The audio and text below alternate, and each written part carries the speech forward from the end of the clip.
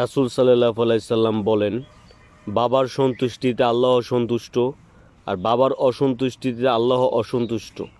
এক ব্যক্তি রাসূল সাল্লাল্লাহু আলাইহি সাল্লামের কাছে এসে বললেন, আমি কার সাথে সদ্ব্যবহার করব? রাসূল সাল্লাল্লাহু আলাইহি সাল্লাম বললেন, তোমার মায়ের সাথে। সে ব্যক্তি আবার জিজ্ঞাসা করলেন, তারপর? রাসূল সাল্লাল্লাহু আলাইহি সাল্লাম বললেন, তোমার মায়ের সাথে। তৃতীয়বারও একই উত্তর পাওয়ার পর চতুর্থবার রাসূল সাল্লাল্লাহু আলাইহি সাল্লাম বললেন, তোমার বাবার সাথে।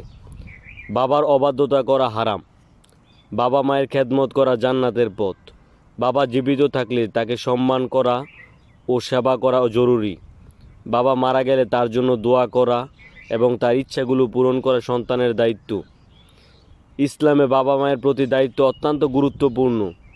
বাবা মা সন্তুষ্ট থাকলে আল্লাহ সন্তুষ্ট হন।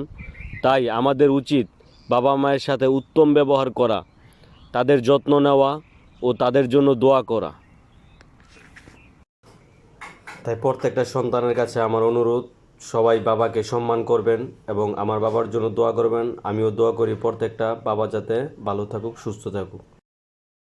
তাই ভিডিওটা অন্য ভাই বোনদেরকে দেখার জন্য ভিডিওতে লাইক, কমেন্ট, ভিডিওটা শেয়ার করবেন। আসসালামু আলাইকুম।